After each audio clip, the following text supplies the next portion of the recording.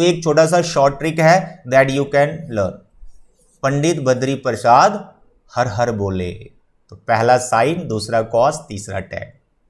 फिर इनके reciprocal cosec, sec, cot, that's all. तो ये है बच्चे आपके न्यू 6 फ्रेंड्स। फिर से बताता हूं, किसी राइट ट्रायंगल में जो वर्टिकल लाइन है दैट इज नॉट परपेंडिकुलर। जो अपोजिट साइड होगा एंगल के रिस्पेक्ट में, जो अपोजिट साइड होगा उसको परपेंडिकुलर बोलना है। हेलो एवरीवन, कैसे हैं आप? आई होप आप घर पे अच्छे से होंगे। तो मेरे प्यारे बच्चों, आज हम चैप्टर 8 स्टार्ट कर रहे हैं, दैट इज ट्रिग्नोमेट्री। जैसे ट्रिग्नोमेट्री का हम नाम लेते हैं तो बच्चे अलर्ट हो जाते हैं, सर ट्रिग्नोमेट्री ऐसा क्यों है? क्योंकि बहुत से बच्चों ने कहीं से ये सुन रखा होता है कि यार ट्रिग्नोमेट्री चैप्टर टफ है, डिफ़िकल्ट है, यार ये नहीं समझ में आता। तो मेरे प्यारे बच्चों, अगर आपने कहीं से भी ये सुना है कि ये टफ है, जहाँ आप पढ़ रहे हो और आपको ये डिफ़िकल्ट लग रहा है, मेरे बच्चे ऐसा बिल्कुल भी नहीं है। ट्रिग्नोमेट्री बहुत सिंपल चैप्टर है और मैं आपको जिस तरह से समझाऊंगा, पढ़ाऊंगा, सिर्फ आपने वीडियो लेक्चर देखने हैं और अपनी नोटबुक पे नोट्स बनाने हैं। मैं आपको इस चीज़ की गारंटी देता हूं कि ट्रिग्नोमेट्री चैप्टर आपका फेवरेट चैप्टर बन जाएगा सभी 15 चैप्टर में से। ठीक है, ट्रिग्नोमेट्री को मैं आपका फेवरेट बना दूंगा। कंडीशन एक ही है, लेक्चर्स को देख के अपनी नोटबुक पे नोट्स बनाने हैं। लेक्चर देखा, मजे लिए, सर बहुत अच्छा पढ़ा रहे हैं, लेकिन नोट्स नहीं बनाए तो कोई फ़ायदा नहीं। नोट्स बनाने, जो जो चीज़ें मैं बताऊंगा एक एक पॉइंट को अपनी नोटबुक पे नोट करना है। और आज का जो लेक्चर है, फर्स्ट लेक्चर है ट्रिग्नोमेट्री का, ये सबसे इंपॉर्टेंट लेक्चर आज का। रीज़न देखो, आज मैं सारी चीज़ें आपको ट्रिग्नोमेट्री के बारे में समझा दूंगा। उसके बाद क्या है कि यार कनेक्टेड टॉपिक्स करने होते हैं और एक्सरसाइज को सॉल्व करना होता है। तो जब आज का लेक्चर ही अगर आप मिस कर जाओगे, अच्छे से नहीं समझोगे, इसके नोट्स नहीं बनाओगे, तो आपका ये ट्रिग्नोमेट्री का जो बेस है, जो इसके बेसिक्स होते हैं, वही आपके क्लियर नहीं हो पाएंगे। तो इसलिए आज के लेक्चर को एकदम आपने डिटेल में देखना है, समझना है और नोट्स बनाने। आज के लेक्चर पे ही पूरा चैप्टर टिका हुआ है। तो मैं तो फेवरेट बना दूंगा, ये वाला चैप्टर आपका फेवरेट हो जाएगा। कंडीशन एक है कि आज वाले लेक्चर के सारे नोट्स अच्छे से तैयार करने हैं। बाकी यार एक्सरसाइज को तो हम ऐसे निपटाएंगे, मैं क्या वो आप खुद ही सॉल्व कर लोगे।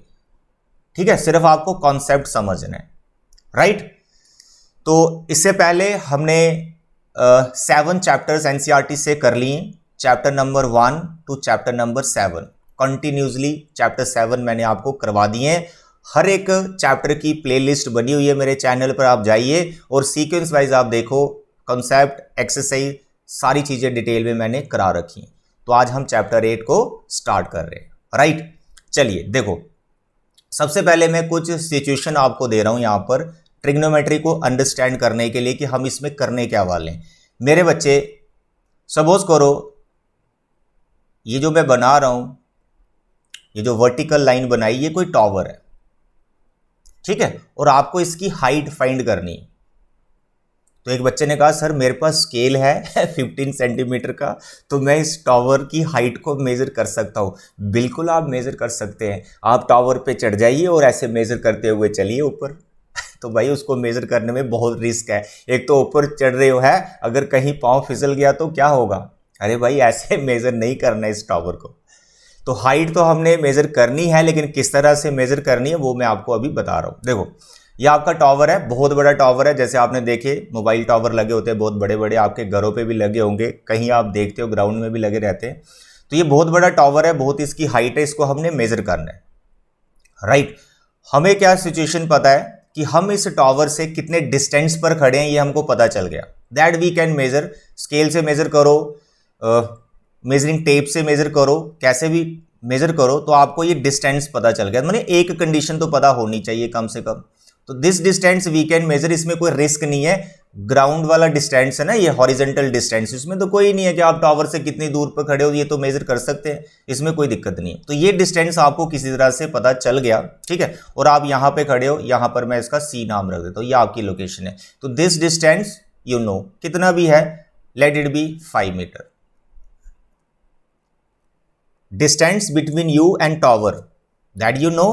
हाइट ऑफ द टावर हमें नहीं पता। अब हाइट ऑफ द टावर हमने कैसे फाइंड करनी है, हमारे सामने बहुत बड़ा क्वेश्चन है। Without measuring it how we can find the height of this tower. अब उसमें आपका सबसे बड़ा जो रोल है वो एक एंगल का रहेगा, सबसे बड़ा रोल। ये पूरा ट्रिग्नोमेट्री एक एंगल के रिस्पेक्ट में चल रहा है, ये ध्यान रखिएगा। एंगल नहीं कोई ट्रिग्नोमेट्री नहीं, एंगल के रिस्पेक्ट में सारी चीजें चल रही हैं। अब वो एंगल क्या है? देखो बेटा, यहां पर आप खड़े हो सी पॉइंट पर, आप यहां पर इस टावर के टॉप को देखो तो आपको यहां पर इस तरह से एक लाइन बनती हुई नजर आएगी। This is your I site, कि आप यहां से टावर को देख रहे हो, this is your I site. तो इस तरह से आप डायग्राम जब आपने कंस्ट्रक्ट की, आप देख रहे हैं एक राइट ट्राइंगल बन रही है। तो इस राइट ट्राइंगल के अंदर ये वाला एंगल का होना बहुत जरूरी है। इस एंगल का मेजरमेंट कितना है, that you must know measurement. इसको कैसे, कितने मेजर का, ये कितने डिग्री का है, यू मस्ट नो। अब एक मसला और खड़ा हो गया कि ये एंगल को हम कैसे मेजर करें। अरे भाई, इस एंगल को भी हम मेजर कर सकते हैं। इसके लिए एक इंस्ट्रूमेंट है, that is called clinometer. Clinometer की हेल्प से आप इस एंगल को मेजर कर सकते हो, और आप क्लिनोमीटर खुद भी बना सकते हो घर पर। अभी मैं आपको थोड़ी देर में बताता हूँ क्लिनोमीटर कैसा होता है और आप कैसे उसको बना सकते हो। उसके लिए मैं अलग वीडियो बना दूंगा, या आपकी एक्टिविटी में भी आ जाएगा कि how we can make the clinometer and how we can measure such type of angles with the help of clinometer. Clinometer क्या करता है कि जैसे ये टावर है ना, तो इसका जो स्लोप आया, ये स्लोप हो गया ग्राउंड के साथ, तो ग्राउंड के साथ और इसके स्लोप के बीच में जो एंगल होता है ना, ये हम मेजर कर सकते हैं with the help of clinometer. तो मैंने अभी तक यहाँ दो बातें समझाई हैं कि आपको ये डिस्टेंस पता चल गया और इस एंगल को हम ढूंढ लेंगे। लेकिन क्लास 10th में आपको ये ढूंढना नहीं है, आपको ये गिवन होगा एंगल 30 डिग्री का, 45 डिग्री का, 60 डिग्री का, ये एंगल आपको गिवन होगा। लेकिन अगर गिवन नहीं है तो हम ढूंढ भी सकते हैं, उसमें कोई प्रॉब्लम नहीं है। तो हम हाइट ऑफ टावर को फाइंड करना चाहते हैं, तो अब कैसे फाइंड करें, उसमें कैसे हम ट्रिग्नोमेट्री को अप्लाई करेंगे, वही चीजें आपको समझनी है। एक सिचुएशन में आपको और देता हूं, ठीक है? कैसे यार, आप किसी बिल्डिंग पे जाके चढ़ गए। ये एक बिल्डिंग है, आप यहां पर बैठे हो ए पोजीशन पर, और इस बिल्डिंग के साथ में एक रिवर है। ये रिवर है बेटा, ये रिवर है, ठीक है? पानी चल रहा है, ये रिवर है, जैसा भी आप समझे। और यहां पर दूसरी तरफ आपका कोई फ्रेंड है, मानो उसका नाम है सी, ठीक है? तो यहां पर भी आप देखें तो आप अपने फ्रेंड को देख रहे हो लाइक दिस। तो यहां भी कोई सिचुएशन बन रही है क्या, एक बिल्डिंग पर आप बैठे हो और बीच में ये रिवर है और यहां पर आप उसको देख रहे हो, तो एक राइट ट्रायंगल फिर से तैयार हो गई। आपको इस टाइम पे क्या पता चल गया, इस सिचुएशन में क्या पता चल गया, हाइट ऑफ द बिल्डिंग। किसी तरह से आपको हाइट ऑफ द बिल्डिंग पता चल गया, सर ये बिल्डिंग हमारी 10 मीटर हाइट की है। तो can you find the width of this river, can you find the width of this river? तो एक बच्चे ने कहा, सर मुझे स्विमिंग आती है, मैं रिवर में जाके इसकी मेजरमेंट करके वापिस आ जाऊंगा। ऐसे रिस्क नहीं लेना भाई, ऐसे नहीं मेजर करना है, इसकी कोई जरूरत, इतना रिस्क लेने की कोई जरूरत नहीं है। हमारे पास ट्रिग्नोमेट्री है भाई। ट्रिग्नोमेट्री एक ऐसी टेक्निक है जिससे आप ये रिवर की विड्थ आराम से मेजर कर सकते हैं without crossing the river. River को क्रॉस करने की जरूरत नहीं है, अपनी जान को जोखिम में नहीं डालना है, आप वैसे ही रिवर की विड्थ को फाइंड कर सकते हैं। फिर यहां पर एक प्रॉब्लम आएगी, एंगल चाहिए। अब वो एंगल पे ही चल रहा है भाई पूरा ट्रिग्नोमेट्री। अब वो कौन सा एंगल चाहिए, देखिए यहां पर पहले ग्राउंड के साथ है ना एंगल, अब यहां पर एक हॉरिजॉन्टल कंपोनेंट हमने बनाना होता है, हॉरिजॉन्टल लाइन, ये वाला एंगल आपको चाहिए होगा। तो ये एंगल भी you can find with the help of clinometer, कोई दिक्कत नहीं। बट क्लास 10th में आपको ये एंगल गिवन होगा, 30 डिग्री होगा, 60 डिग्री होगा, कितना भी होगा, ये एंगल आपको गिवन होगा।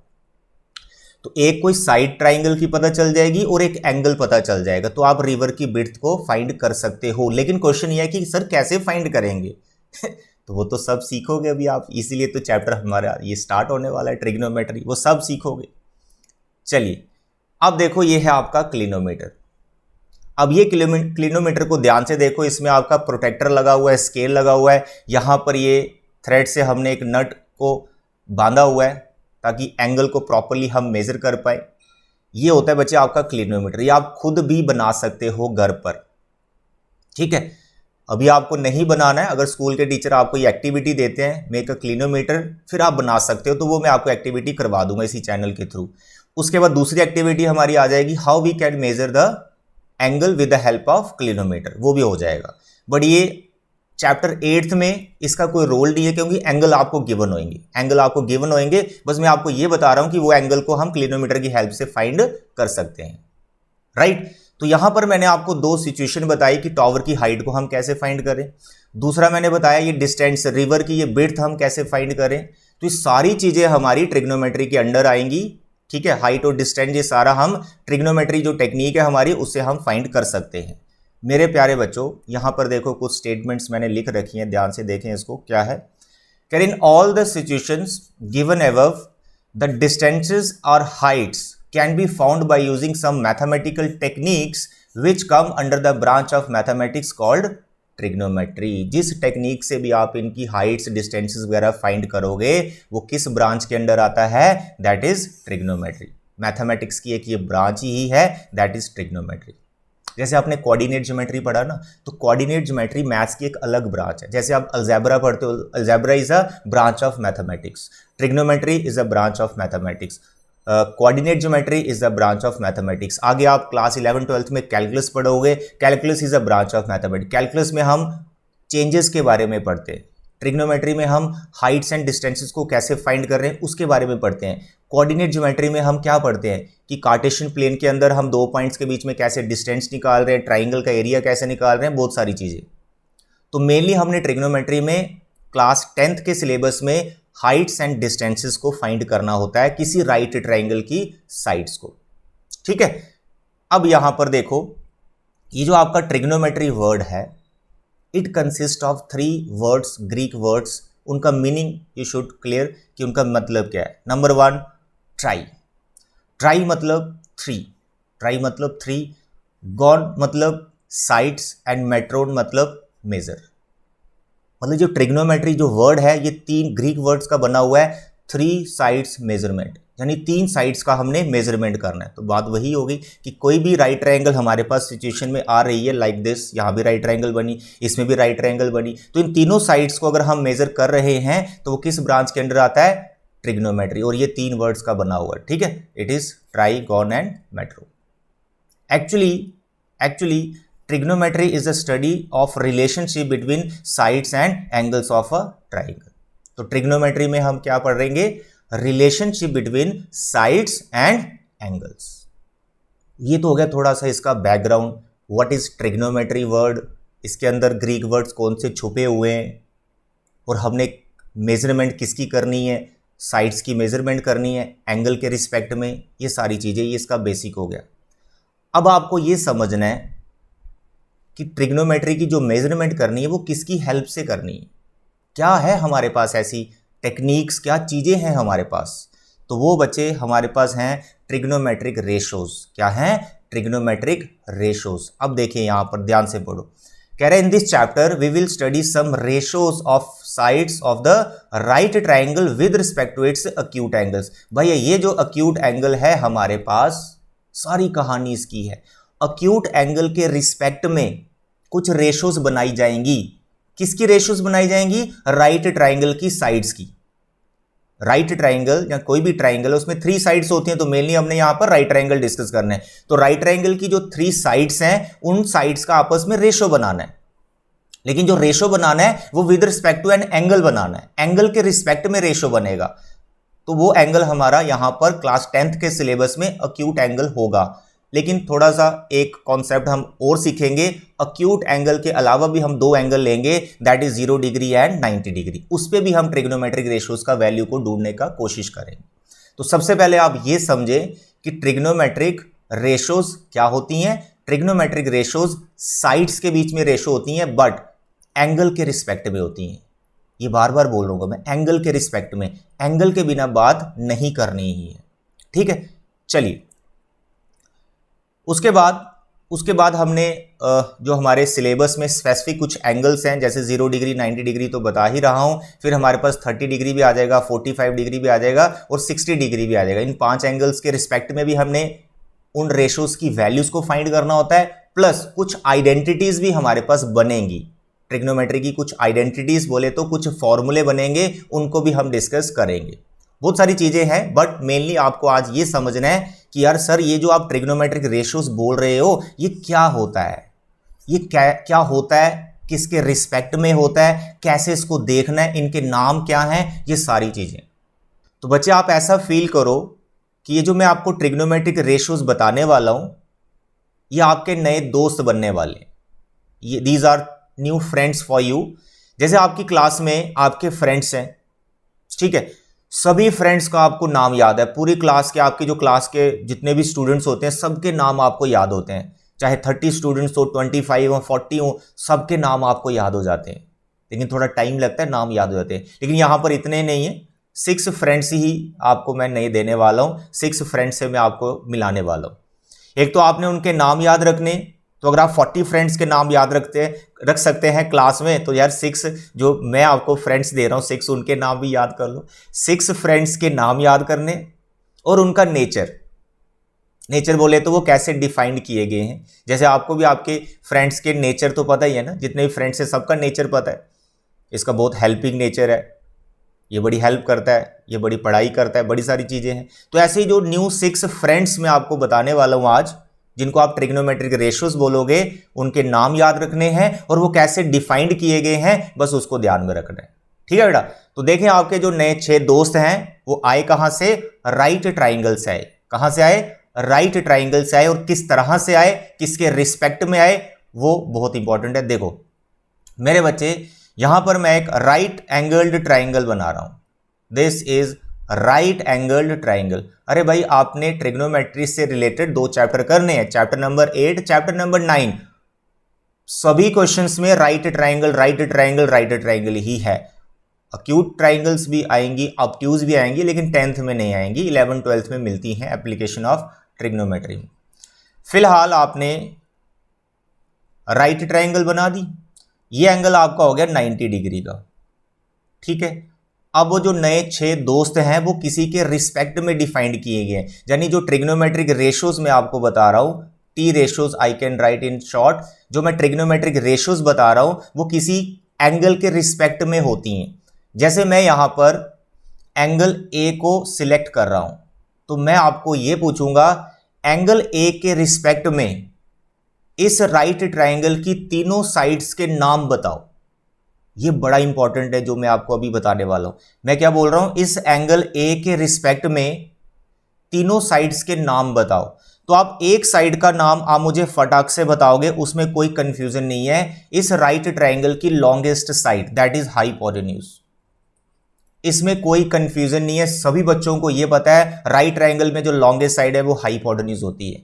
अब यहां पे जो 2 साइड्स बच रही हैं ए बी और बी सी, इनके नाम क्या है। तो एक बच्चे ने बोला सर ए बी को परपेंडिकुलर बोल दो और बी सी को बेस बोल दो। नो, ये बिल्कुल गलत है, ऐसा आपने सोचना भी नहीं है। बाद में मैं आपको बताऊंगा परपेंडिकुलर किसे बोलना है, बेस किसे बोलना है। लेकिन अभी फिलहाल एंगल ए के रिस्पेक्ट में, या फिर ऐसा मत फील करें कि राइट ट्राइंगल में जो वर्टिकल लाइन है उसे परपेंडिकुलर, नो, ये नाम नहीं रखना है। मैं बताता हूं क्या नाम रखना है। देखो ये एंगल ए मैंने लिया, हाइपोटेन्यूज में कोई कंफ्यूजन नहीं है। इन 2 साइड्स की नेमिंग कैसे करनी है, जो इस एंगल के साथ वाली साइड है इसको बोलना है side adjacent to angle A, इसको ये बोलना है। एडजेसेंट साइड नाम रखना है इसका, इसको परपेंडिकुलर नहीं बोलना है, बेस नहीं बोलना है। जिस एंगल के रिस्पेक्ट में बात हो रही है उस एंगल के रिस्पेक्ट में साइड्स के नाम है। इस एंगल के साथ वाली side adjacent to angle A, और हाइपोटेन्यूज और एडजेसेंट साइड को छोड़ दो, पीछे ये जो बीसी बच रही है, यानी इस एंगल ए के रिस्पेक्ट में देखा जाए तो इस एंगल ए के रिस्पेक्ट में इसको बोला जाएगा opposite side to angle A, side opposite to angle A, ये ध्यान रखना है। तो यहां पर 2 नए नाम आपके सामने आए हैं, बार बार ये नाम आपके सामने आएंगे और इसी में कंफ्यूजन होती है। कई बच्चे परपेंडिकुलर बेस ऐसे नाम याद रखते हैं, अरे ऐसे भी रख सकते हैं, कोई दिक्कत नहीं है, लेकिन कहीं ना कहीं कई बार कंफ्यूजन हो जाती है बच्चों को, क्योंकि वो एंगल पे ध्यान नहीं देते कि परपेंडिकुलर किसे लेना है। जो वर्टिकल लाइन है उसको परपेंडिकुलर बोल देते हैं, वहीं गलत हो जाता है, वहीं गड़बड़ हो जाता है। तो यहां पर फिलहाल आपने जो 2 साइड्स की नेमिंग है वो ऐसे याद रखनी है। जिस एंगल की बात हो रही है, देखो मैंने पहले बोला यार एंगल के बिना बात ही नहीं करनी है ट्रिग्नोमेट्री जब आप पढ़ रहे हो, तो जिस एंगल की बात हो रही है उस एंगल के जो अपोजिट वाली है उसको वही नाम देना है, side opposite to that angle, और उसके जो बगल वाली साइड है उसको बोलना है साइड एडजेसेंट टू एंगल। अगर मैं यहां पर राइट ट्राइंगल बनाऊं और मैं बोलता हूं नेमिंग देखो मैंने यही रखी है, हाइपोटेन्यूज ये हमारा फिक्स है। अब मैं यहां पर एंगल सी के रिस्पेक्ट में ये आपको पूछना चाहता हूं कि एंगल सी के रिस्पेक्ट में ए बी साइड को क्या बोला जाएगा। क्या अब इसको आप एडजेसेंट बोल सकते हो? नो, इसको नहीं अब एडजेसेंट बोलना, क्योंकि एंगल चेंज कर दिया गया है। एंगल सी के रिस्पेक्ट में पूछा जा रहा है, तो एंगल सी के रिस्पेक्ट में अब ए बी हो गई है अब side opposite to angle A, opposite side हो गई है एंगल सी। देखो पहले इसमें क्या है, ये ए बी एडजेसेंट बनी हुई है, अब यहां पर क्या हो गई, अपोजिट साइड हो गई। तो किस पे डिपेंड कर रही है सारी चीजें? एंगल पे। तो एंगल के रिस्पेक्ट में ही ट्रिग्नोमेट्रिक रेशियोज को डिफाइन किया जाएगा, इसलिए मैं इनकी नेमिंग आपको यहां पर बार बार बताने की कोशिश कर रहा हूं। अब एंगल सी के रिस्पेक्ट में बीसी का क्या नाम होगा? सर ये तो एंगल सी के साथ वाली साइड है, तो इसको बोलेंगे side adjacent, side adjacent to angle C, sorry, ठीक है, दैट्स ऑल। तो दो ही कंफ्यूजन आएंगी, अपोजिट कौन सी है, एडजेसेंट कौन सी है। बड़ा सिंपल है, जो आपने एंगल पकड़ा हुआ है वो हमेशा अक्यूट एंगल होगा, राइट एंगल नहीं होगा। आपके क्लास 10th में आप हमेशा अक्यूट एंगल के बारे में ही बात करेंगे। किसी राइट एंगल का जो आपने अक्यूट एंगल ले रखा है, उस अक्यूट एंगल के रिस्पेक्ट में आप ट्रिग्नोमेट्रिक रेशियोज को डिफाइन कर रहे हो, तो उस अक्यूट एंगल के रिस्पेक्ट में जो उसकी अपोजिट साइड है उसका नाम अपोजिट ही है, जो उसके बगल वाली है उसका नाम एडजेसेंट है। ये आपने दो बातें ध्यान में रखनी है। अब मैं यहां पर ट्रिग्नोमेट्रिक रेशियोज को डिफाइन कर रहा हूं। मेरे प्यारे बच्चे, मैं अगर आपको 3 नंबर देता हूं 5, 3, 4, ये मैंने आपको 3 नंबर दिए, मैंने बोला इनको आपस में डिवाइड करो 2-2 करके, तो कितनी तरह की डिवीजन पॉसिबल होंगी बताइए? सर 5/3 1, सर 5/4 2, 3/4 3, और इनको रेसिप्रोकल कर दो। सर 3/5, सर इसका 4/5, इसका 4/3। अब मेरे को ये बताओ, 3 नंबर है, 2 आप ले रहे हो डिवाइड करने के लिए, तो 6 टाइप्स की ही डिविजिबिलिटी पॉसिबल है, जहां फिर इसके अलावा भी कोई पेयर बन सकता है? नहीं बनेगा। इफ यू हैव 3 नंबर्स, मैं बोलो 3 में से कोई 2 नंबर लो और उनको डिवाइड करके एक रेशो बनाओ, तो भैया 6 रेशोज पॉसिबल है। तो देखो यहां पर मैंने ये 6 रेशोज बना दी हैं, 5/3, 5/4, 3/4, 3/5, 4/5 एंड 4/3। 3 मैंने बनाई, 3 उनके मैंने रेसिप्रोकल कर दिए, 6 ही बनती हैं। इसी तरह से कोई आपको पूछे ट्रिग्नोमेट्रिक रेशोज, जो अभी मैं आपको बताने वाला हूं, तो वो कितनी होती हैं? 6। 7 क्यों नहीं होती हैं? क्योंकि ट्राइंगल के अंदर 3 साइड्स होती हैं, मैंने उन्हीं को डिवाइड करना है। ट्राइंगल के अंदर 3 साइड्स होती हैं, मैंने उन्हीं को डिवाइड करना है। एक समय पर 2 साइड्स लेनी है, तो 3 साइड्स, एक समय पर 2 साइड्स लेनी है डिवाइड करने के लिए, तो 3 तरह की डिवीजन पॉसिबल होंगी। तो इसलिए 6 रेशोज होती हैं, 7 नहीं होती, 5 नहीं होती, 6 होती है। तो वो रेशोज साइड्स की हैं, ये ध्यान रखें। अब यहां पर हम कोई राइट ट्राइंगल लेते हैं, ध्यान से समझिए। I am taking one right angled triangle, I am taking one right angled triangle, और मैं सभी साइड्स को डिवाइड कर दूं, यानी 6 रेशोज में लिखने वाला हूं। उसके बाद मैं उनकी नेमिंग आपको बताऊंगा। देखो एंगल सी के रिस्पेक्ट में बात करते हैं, और एंगल सी का कोई वैल्यू रख लेते हैं, late it B this angle theta, ठीक है, ये ग्रीक सिंबल है, इसको थीटा बोलते हैं, ठीक है, मतलब एंगल सी का कुछ वैल्यू है ये, दैट इज थीटा। तो इस थीटा के रिस्पेक्ट में मैं सारी चीजें समझाऊंगा आपको, यानी एंगल सी के रिस्पेक्ट में डेफिनेशन समझाने की कोशिश कर रहा हूं। देखो एंगल थीटा मैंने कंसीडर किया, अब हाइपोटेन्यूज कौन है? सर ये, इसमें कोई कंफ्यूजन नहीं। अब इस थीटा के रिस्पेक्ट में एडजेसेंट साइड कौन है? Adjacent side sir ji BC, ये ध्यान रखना, this is adjacent side, side adjacent to theta. अब इस थीटा के रिस्पेक्ट में ए बी क्या बनी? अपोजिट। तो आपको क्या बोलना है? Sir side opposite to theta, ठीक है। तो फिर मैं बताता हूं, एंगल के रिस्पेक्ट में सारी चीजें चल रही हैं। अब यहां पर मैं 6 रेशोज लिखने वाला हूं। देखो मतलब ऐसे डिवाइड कर रहा हूं रैंडमली, जैसे मैंने यहां रैंडमली 6 डिवीजन ले ली ना, ऐसे मैं रैंडमली साइड्स की डिवीजन ले रहा हूं। देखो सबसे पहले मैंने ऐसे बोला ए बी बाय ए सी, कि ए बी और ए सी को मैं डिवाइड कर रहा हूं, तो मेरे पास कोई रेशो आ रही, बिल्कुल ये रेशो है 2 साइड्स की। कौन कौन सी? साइड अपोजिट टू थीटा और हाइपोटेन्यूज, इनकी मैंने एक डिवीजन ली है। यार इस डिवीजन का ना कुछ नाम है, ये आपका एक पहला फ्रेंड बनने वाला है, ये जो रेशो मैंने बनाई है ये दो साइड्स की रेशो है और इस रेशो का कुछ नाम है। इस रेशो को बोलते हैं मेरे प्यारे बच्चे साइन ऑफ थीटा। शॉर्ट में, चलो एंगल वर्ड लिखने की जरूरत नहीं है, you just write theta, just write theta. तो what is A B by A C? Sine of theta. ये जो साइन है ये आपका नया दोस्त है, SINE साइन। इसका फुल नाम साइन है, निक नेम भी है इसका, वो अभी थोड़ी देर में आपको मैं बताऊंगा। तो यहां देखो आपको रीड कैसे करना है, साइन ऑफ थीटा कि साइन रेशो थीटा के रिस्पेक्ट में। किसकी बात कर रहा है? साइन रेशो थीटा के रिस्पेक्ट में क्या लिखी जाएगी?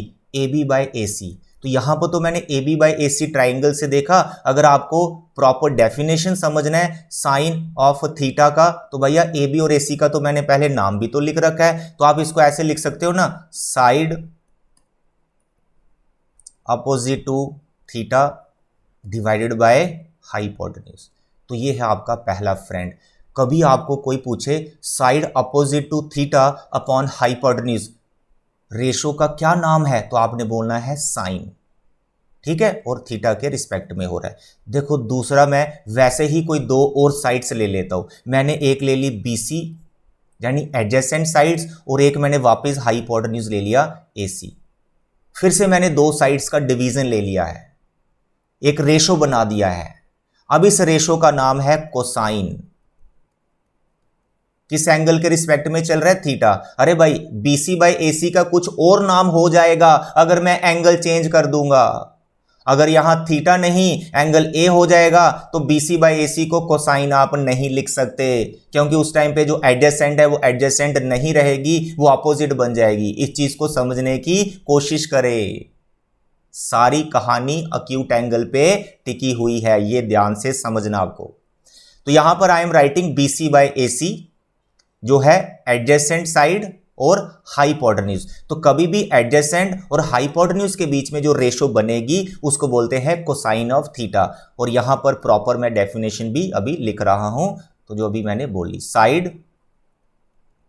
Adjacent to theta divided by hypotenuse. तो this is the proper definition of cosine. ये आपका सेकंड फ्रेंड कोसाइन। तो क्या डेफिनेशन है कोसाइन का? Adjacent upon hypotenuse. ये याद रखना, क्योंकि BC AC चेंज होता रहेगा। फिलहाल तो मैंने यहां नेमिंग कर रखी है तो आपको समझ में आ रहा है। अब तीसरा देखो, तीसरा फ्रेंड, तीसरा मैं ऐसे लिखता हूं AB by BC, AB by BC। फिर से मैंने दो साइड्स ले ली राइट ट्राइंगल की और उनकी डिवीजन कर दी, एक रेशो बना दी AB बाय BC। ये आपका तीसरा नया फ्रेंड। अब ये रेशो किस किस के बीच में है? AB और BC कौन है? सर AB अपोजिट है और BC एडजेसेंट है, यानी अपोजिट साइड और एडजेसेंट साइड के बीच में रेशो मैं लिख रहा हूं एंगल के रिस्पेक्ट में। एंगल के बिना बात नहीं बनेगी। तो here I am writing the name of that ratio, that is called tangent of theta. ये मैं फुल नाम लिख रहा हूं, इनके शॉर्ट नाम भी हैं। Tangent of theta. तो डेफिनेशन क्या है? Sorry, side opposite to theta divide by side adjacent to theta. Theta के रिस्पेक्ट में ये चीजें सारी चल रही हैं।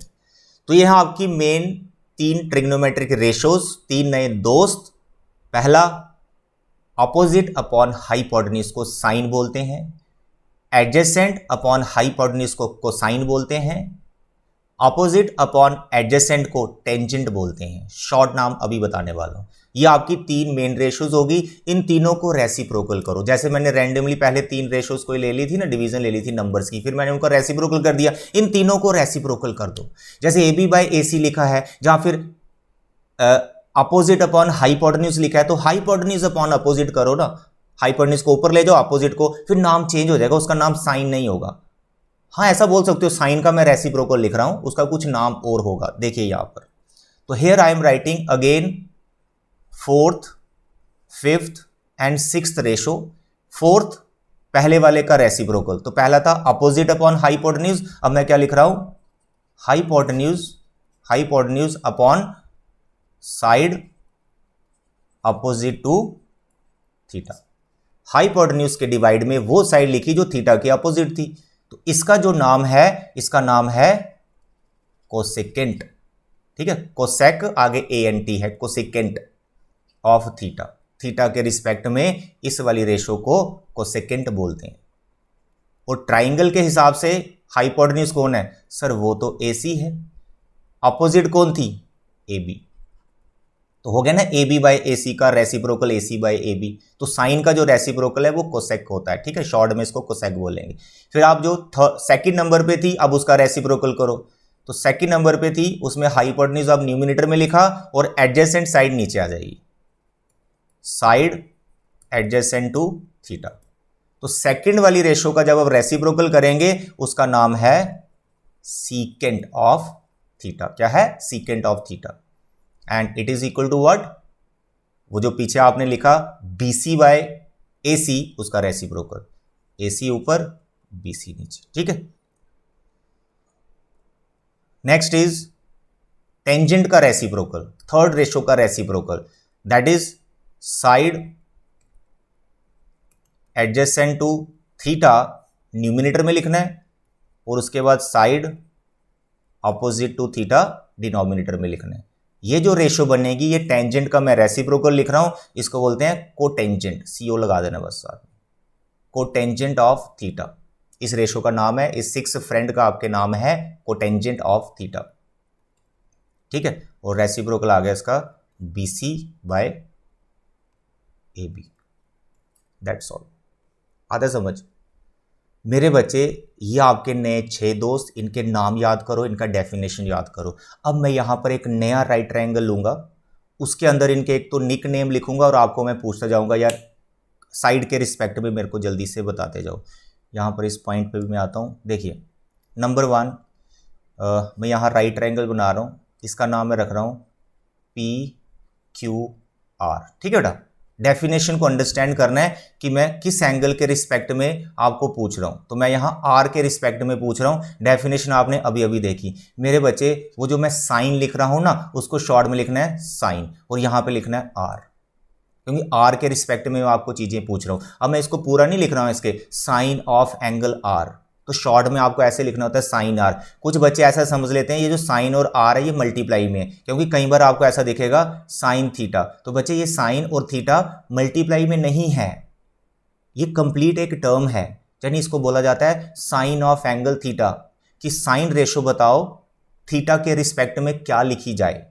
तो इसका ये मतलब नहीं कि इसको मैंने इसको शॉर्ट में लिखा है तो आप इसको मल्टीप्लाई में समझ लें, ये कभी भी मल्टीप्लाई में नहीं है, ये ध्यान रखना, क्योंकि ये चीज़ भी बड़ी बच्चों को कंफ्यूज करती है कि सर ये साइन जो स्पेलिंग लिखा हुआ आपने और ये थीटा लिखा है, नो, कभी ये मल्टीप्लाई में नहीं है, फुल फॉर्म है इसकी साइन ऑफ थीटा। चलिए साइन आर पे आओ। जैसे देखा साइन, आपका नया दोस्त साइन, अब क्या डेफिनेशन बताया था, अपोजिट अपॉन हाइपोटेन्यूज, ये याद रखो, अपोजिट अपॉन हाइपोटेन्यूज। तो आर देखा ना, तो आर के अपोजिट वाली साइड को पकड़ो, सर आर के अपोजिट है PQ, तो इसको आपको लिखना है PQ अपॉन हाइपोटेन्यूज, में तो कोई कंफ्यूजन नहीं है PR। फिर दूसरा नंबर सेकंड फ्रेंड कौन था आपका, कोसाइन, कोसाइन को शॉर्ट में लिखते हैं कॉस, और किस एंगल के रिस्पेक्ट में अभी चल रहा हूं मैं, R एंगल के रिस्पेक्ट में चल रहा हूं, तो बच्चे कॉस R क्या होगा, तो सर जी कोसाइन का डेफिनेशन हमें याद होना चाहिए। क्या है कोसाइन का डेफिनेशन, सेकंड फ्रेंड आपका क्या है उसका definition, adjacent upon hypotenuse, adjacent upon hypotenuse. तो आर के एडजेसेंट कौन सी साइड है सर, ये तो QR है, तो भैया इसको बोलेंगे QR upon hypotenuse, that is PR। फिर इन दोनों साइड्स को जब आप डिवाइड करते हो ना, दोनों रेशियोज को, उसको बोलते हैं टेंजेंट। बेसिकली टेंजेंट को शॉर्ट में आपने tan लिखना है, किस एंगल के रिस्पेक्ट में आप ये रेशियो को बताना चाहते हो, वो एंगल के बिना तो बात नहीं बनेगी, एंगल आपको लिखना पड़ेगा। तो you are finding tangent of angle R, तो उसका डेफिनेशन क्या था, अपोजिट अपॉन एडजेसेंट। तो R के अपोजिट कौन है, PQ, एडजेसेंट कौन है, QR। तो these are the 3 main ratios. अब इन तीनों के मैं रेसिप्रोकल लिख रहा हूं, फोर्थ, फिफ्थ, सिक्स्थ। साइन का जो रेसिप्रोकल है उसको शॉर्ट में लिखा जाता है कोसेक, एंगल के बिना तो बात बनेगी नहीं, तो R के रिस्पेक्ट में, तो इसका reciprocal it is PR upon PQ। Cosec के बाद कॉस का रेसिप्रोकल दैट इज सेक, ठीक है, रेसिप्रोकल लिखना है, फिर इसमें आ जाएगा PR अपॉन QR। उसके बाद tan का रेसिप्रोकल, कोटेंजेंट था, शॉर्ट में इसको लिखते हैं कॉट, tan का रेसिप्रोकल QR अपॉन PQ। आता समझ, तो मेरे बच्चे ये साइन, इसका रेसिप्रोकल कोसेक, फिर ये कॉस, इसका रेसिप्रोकल सेक, और जो ये वाले आगे ये आपस में रेसिप्रोकल। तो ये हैं आपके नए 6 दोस्त। मैं वापस 6 रेशोज लिखने वाला हूं एंगल पी के रिस्पेक्ट में, ताकि आपको कोई कंफ्यूजन ना रहे। एंगल पी के रिस्पेक्ट में लिखने वाला हूं। मैं आपको जल्दी से पूछूंगा साइन पी। अब साइन पी आप बोलोगे, देखो साइन, जैसे साइन वर्ड आया आपके माइंड में साइन, तो डेफिनेशन याद रखनी अपोजिट अपॉन हाइपोटेन्यूज। अपोजिट कौन सी, पहले वाली नहीं, अब अपोजिट ले लेना, क्योंकि वो आर के अपोजिट थी। तो एंगल मैंने यहां पी लगा दिया है। जो मैं रेशो फाइंड कर रहा हूं वो एंगल पी के रिस्पेक्ट में फाइंड कर रहा हूं। तो एंगल पी के रिस्पेक्ट में अपोजिट कौन हो गया, क्यू आर। हाइपोटेन्यूज तो फिक्स है पी आर। फिर मैं यहां पे जल्दी से कॉस पी लिख दूंगा। Cos P, what is cos P? जैसे कॉस माइंड में आया, सर एडजेसेंट अपॉन हाइपोटेन्यूज, तो पी के एडजेसेंट कौन है, पी क्यू। एडजेसेंट हाइपोटेन्यूज भी है, लेकिन वो तो फिक्स है, उसका नाम हाइपोटेन्यूज है, इसको एडजेसेंट बोला गया। तो it is P Q upon P R. फिर तीसरी वाली टैन पी, तो जैसे टैन माइंड में आया, opposite upon adjacent, opposite to that angle, adjacent to that angle. तो पी एंगल है, opposite to P sir Q R upon P Q adjacent, that's all. These are the main 3। आगे इनके reciprocal लिख दो, cosec P, sec P, cot P, बस इनको reciprocal करके लिखना है।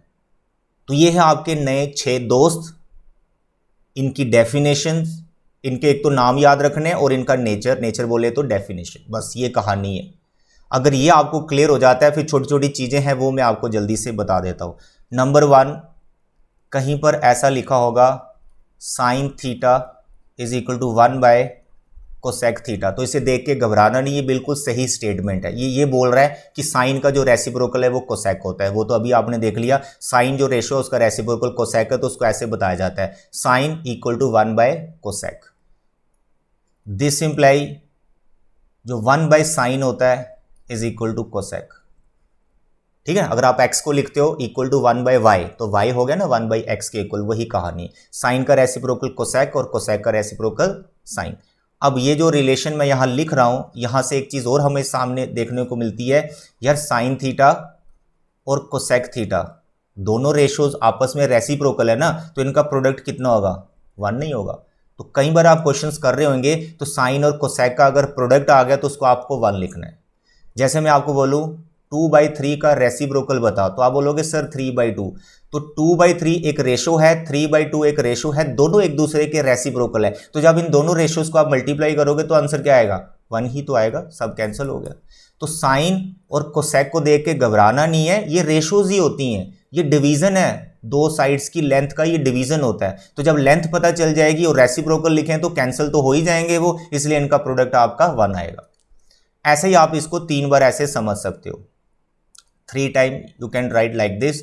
एक आप लिख सकते हो कॉस के लिए, कॉस थीटा का रेसिप्रोकल सेक होता है। This imply we can write sec theta is also equal to 1 by cos theta. फिर इन दोनों को जब मैं मल्टीप्लाई करूंगा कॉस थीटा और सेक थीटा, तो इनका प्रोडक्ट क्या आएगा, 1। नंबर 3 टैन, टैन का रेसिप्रोकल कॉट एंड कॉट का रेसिप्रोकल टैन। दोनों को मल्टीप्लाई करोगे जब आप, टैन थीटा या फिर कॉट थीटा, जब आप इनको मल्टीप्लाई करोगे फिर इनका प्रोडक्ट कितना आएगा, 1, क्योंकि एक दूसरे के रेसिप्रोकल, ऑब्वियस इनका प्रोडक्ट 1 आएगा। आधा समझ, ये छोटी छोटी चीजें हैं, वी मस्ट नो। और भी आप नोटिस करेंगे जब आप, तो ये जो टैन थीटा लिखा जा रहा है, टैन थीटा जो लिखा जा रहा है अपोजिट अपॉन एडजेसेंट, ये इसका बेसिक डेफिनेशन है। बट अगर आप नोट करें तो ये बेसिकली साइन थीटा वाली जो रेशो थी और कॉस थीटा वाली जो रेशो थी उसी से बना हुआ है। यानी जो साइन आपने पहले सीखा फिर आपने कॉस सीखा, दोनों को आप जब आप डिवाइड करोगे हाइपोटेन्यूज कैंसिल हो जाएगा, तो ऊपर आएगा अपोजिट, नीचे आएगा एडजेसेंट, तो वो आपका टैन बन जाता है। तो एक आपका नया फॉर्मूला है कि जो आपका टैन थीटा है that you can right sine upon cos. इसी तरह से आप कॉट थीटा देखेंगे तो कॉट थीटा आपका बैठेगा, इसी का रेसिप्रोकल होता है, टैन का रेसिप्रोकल इज कॉट, तो इसको आप लिख सकते हो cos theta upon sine theta. बाद में इनको आप क्रॉस मल्टीप्लाई करके कोई भी रिलेशन को डेवलप कर सकते हो। तो ये जो 2 चीजें मैंने आपको बताई हैं, ये और ये वाली चीज, ये बहुत काम आपके आने वाले टाइम में। बट फिलहाल जो सीखा, ट्रिग्नोमेट्रिक रेशियोज क्या होती हैं, क्या उनके रेसिप्रोकल्स होते हैं, उनका बस मैं आपको यहाँ पे मीनिंग बता रहा हूँ। एक इंपॉर्टेंट चीज जो आपको ध्यान से समझनी है, ये चीज, the value of the trigonometric ratios of an angle do not very with the length of the sides of the triangle. If the angle remains the same. ये बहुत इंपॉर्टेंट चीज है, बहुत से बच्चे इसमें कंफ्यूज होते हैं। कंफ्यूज बिल्कुल नहीं होना, ध्यान से समझो क्या लिख रहा है इसमें।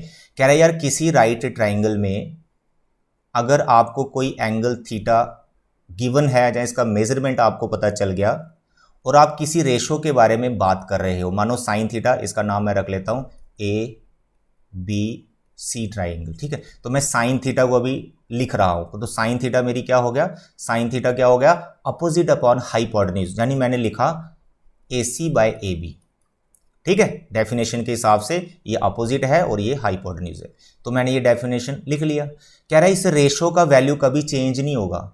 AC/AB का रेशो मानो ऐसे, लेट अस सपोज कि ये रेशो आ रहा है 3/5, लेट अस सपोज ये रेशो 3/5 आ रहा है, तो ये रेशो 3/5 ही रहेगा, चाहे आप AC/AB का लेंथ कितना भी बड़ा कर दो, कितना भी छोटा कर दो, कोई टेंशन नहीं है। बस उसमें कंडीशन है थीटा का वैल्यू चेंज नहीं कर सकते आप। यानी अगर मैं यहां पर साइन थीटा फिर करूं और यहां पर मैं साइड्स का लेंथ बहुत बड़ा बड़ा कर दूं, ठीक है, थीटा लेकिन वैल्यू मैंने चेंज नहीं की। अगर ये 30 डिग्री का था तो बाद में मैंने उसको क्या रखा है, 30 डिग्री का ही रखा है, वैल्यू मैंने चेंज नहीं कर रहा हूं एंगल की। तो भाई ये जो अपोजिट साइड है और जो हाइपोटेन्यूज है, इनका जो रेशो है वो मेंटेन रहता है, ये चेंज नहीं होता कभी। थोड़ी ये 3/5 ही रहेगा, चाहे आप इसको कहीं पर भी ले जाओ। मानो ये PQR हो गई, तो अभी जो PQ और PR होगा इसका रेशो 3/5 ही रहेगा, क्योंकि आपने एंगल नहीं चेंज किया, उसका मेजरमेंट आपने थीटा ही रखा है। थीटा बोले तो कोई वैल्यू 45 डिग्री हो चाहे कुछ भी हो, वैल्यू चेंज नहीं की, रेशो में कोई बदलाव नहीं आता है। इसको आप ऐसे समझ सकते हैं, इस चीज को आप ऐसे समझ सकते हो। मानो आपने कोई राइट ट्राइंगल बना रखा है लाइक दिस, ठीक है, ध्यान से समझिए, this is your right angle triangle और यहां पर आपने एंगल लिया थीटा, ठीक है, थीटा एंगल, तो इसका नाम है PQR। कोई भी रेशो ले लो, चाहे आप साइन कॉस टैन कोई भी रेशो ले लो, मानो मैं साइन रेशो लेता हूं, तो I am writing here sine theta. इस ट्राइंगल के हिसाब से थीटा के अपोजिट बैठ रहा है PQ, हाइपोटेन्यूज आपका PR, तो ये आपका पहला फ्रेंड साइन, इसका रेशो ऐसे डिफाइन किया गया, अपोजिट अपॉन हाइपोटेन्यूज। कह रहा है यार ऐसा करो कि इसके अंदर आप इस तरह से एक ट्राइंगल और ले आओ, यानी इसका नाम मैं रख लेता हूं S, इसका रख लेता हूं मानो V, ठीक है। अब ये वाला एंगल और ये वाला एंगल सेम है, एंगल नहीं चेंज करना, एंगल सेम है, ट्राइंगल आपकी न्यू ट्राइंगल आ गई SQV। तो इस छोटी ट्राइंगल के हिसाब से अब रेशो क्या बैठा, अपोजिट SQ हो गई और हाइपोटेन्यूज आपका SV हो गया। तो भाई ये वाला रेशो मेंटेन चल रहा है। अगर वो 3/5 चल रहा है तो ये भी 3/5 चल रहा है, क्योंकि मैंने एंगल सेम रखा हुआ है। और आप ले आओ नीचे, और ले आओ नीचे, और छोटा ट्राइंगल कर दो, एंगल चेंज नहीं कर रहे हो आप, देखो एंगल वही रखा हुआ है। अब फिर यहां पर एक नया ट्राइंगल आ गया, मानो ये MN है, इसमें जो साइन का डेफिनेशन बैठेगा, it is opposite upon hypotenuse. तो ये रेशो भी वही आ रहा है जो इनका रेशो आ रहा है, आधे समझ। तो कोई भी ट्रिग्नोमेट्रिक रेशो का जो वैल्यू आ रहा होता है, जो रेशो आ रही होती है, वो रेशो कभी चेंज नहीं होती अगर आप एंगल चेंज नहीं कर रहे हो। अगर मेंटेन रखा है 30 डिग्री, तो 30 डिग्री पर उसकी हमेशा वही वैल्यू आएगी, चाहे ट्राइंगल आप कोई भी उठा लो, ठीक है, कितनी भी साइड की लेंथ बढ़ा दो, हाइपोटेन्यूज इंक्रीज कर दो, रेशो वही रहती है, आधा समझ। चलिए ये काफी इंपॉर्टेंट पॉइंट है, ध्यान रखिएगा। तो बच्चे ये थी हमारी डिस्कशन ट्रिग्नोमेट्री के फर्स्ट लेक्चर पे कि व्हाट आर ट्रिग्नोमेट्रिक रेशोज। तो मेन आपको ये डेफिनेशंस जो मैंने आपको बताई हैं ये अच्छे से समझनी है, डेफिनेशंस अच्छे से समझनी है, इनको आप याद कर लो। अपोजिट कौन है, एडजेसेंट कौन है, बड़ा ही सिंपल है यार, एंगल के बिना बात नहीं चलेगी। जब एंगल है तो दो नई साइड्स हैं, एक अपोजिट है एक एडजेसेंट है, एंगल है दो नई साइड्स हैं, एक अपोजिट है एक एडजेसेंट है। तो अपोजिट एडजेसेंट में कंफ्यूज नहीं होना है, इसको हम याद भी कर सकते हैं एक छोटे से ट्रिक से। देखो अब जो छोटा सा ट्रिक मैं आपको बता रहा हूं ये हमारे टाइम में चलता था, इसके आप बहुत सारे और भी सेंटेंसेस बनाए जा सकते हैं। जो हम पढ़ते थे मैं वही बताऊंगा। हम पढ़ते थे पंडित बद्री प्रसाद, पंडित बद्री प्रसाद हर हर बोले। क्या बोला मैंने, पंडित बद्री प्रसाद हर हर बोले।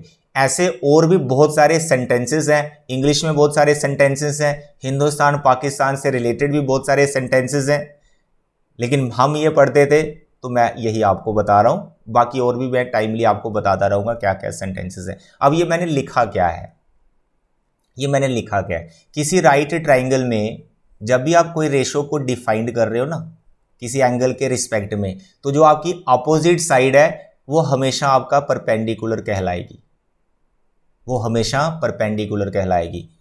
और हाइपोटेन्यूज तो फिक्स है, एक परपेंडिकुलर एक हाइपोटेन्यूज, जो थीटा के एडजेसेंट जिसे बोल रहा हूँ उसको आपको बेस बोल रहे हैं। अब इसी राइट ट्राइंगल को मैं ऐसे बना दूं और मैं यहाँ पर ले जाऊँ अपना थीटा, तो अब मेरा परपेंडिकुलर ये हो गया। बस इतना याद रखना है, जो अपोजिट साइड है दैट इज परपेंडिकुलर। तो पहले मैंने पूरा लेक्चर एडजेसेंट और अपोजिट को लेकर इसलिए दिया ताकि आप कंफ्यूज ना हो जाएं परपेंडिकुलर और बेस के बीच में, क्योंकि अक्सर बच्चे इसमें बड़े कंफ्यूज हैं, वर्टिकल लाइन को परपेंडिकुलर ही बोल देते हैं। अब इसको ऐसे समझो कि किसी राइट ट्राइंगल में जो वर्टिकल साइड होती है वो परपेंडिकुलर नहीं है। परपेंडिकुलर कौन है किसी राइट ट्राइंगल में, किसको बोलना है परपेंडिकुलर, जो अपोजिट साइड है। तो वर्टिकल लाइन को परपेंडिकुलर मत बोलना, ये बार बार बता रहा हूं, पूरे चैप्टर में यही कंफ्यूजन चलती है बच्चों में, खासकर स्टार्टिंग की एक्सरसाइज में। ठीक है, चलिए, तो यहां क्या बता रहा था मैं, पंडित बद्री प्रसाद हर हर बोले। तो ये जो P मैंने लिखा है ये परपेंडिकुलर है, यानी अपोजिट साइड है। तो जब आप इसको ऊपर से रीड करोगे it is like this, P by H, B by H, P by B। जब आप ऊपर से रीड करोगे तो फर्स्ट थ्री रेशोज है, it is sine theta, it is cos theta, it is tan theta. ठीक है, तो what is sine theta, P by H, what is cos theta, B by H, what is tan theta, P by B। ठीक है, और अगर आप denominator से reading करोगे, रेसिप्रोकल बोलोगे, hypotenuse upon perpendicular, hypotenuse upon base, base upon perpendicular, ऐसे बोलोगे तो भाई इनके रेसिप्रोकल है। साइन का रेसिप्रोकल कोसेक थीटा और इसका रेसिप्रोकल सेक थीटा, इसका रेसिप्रोकल कॉट थीटा। तो एक छोटा सा शॉर्ट ट्रिक है that you can learn. Pandit Badri Prasad हर हर बोले, तो पहला साइन, दूसरा कॉस, तीसरा टैन, फिर इनके reciprocal cosec, sec, cot, that's all. तो ये है बच्चे आपके न्यू 6 फ्रेंड्स। फिर से बताता हूं, किसी राइट ट्राइंगल में जो वर्टिकल लाइन है दैट इज नॉट परपेंडिकुलर, जो अपोजिट साइड होगा एंगल के रिस्पेक्ट में, जो अपोजिट साइड होगा उसको परपेंडिकुलर बोलना है। ये सबसे बड़ी कंफ्यूजन है स्टूडेंट्स के बीच में। तो आई होप आज का लेक्चर आपको क्लियर हुआ होगा। तो अभी के लिए इतना ही, थैंक यू। नेक्स्ट लेक्चर में एक्सरसाइज ऐसे कंप्लीट करेंगे हम, तब तक अपना ख्याल रखें, बाय बाय।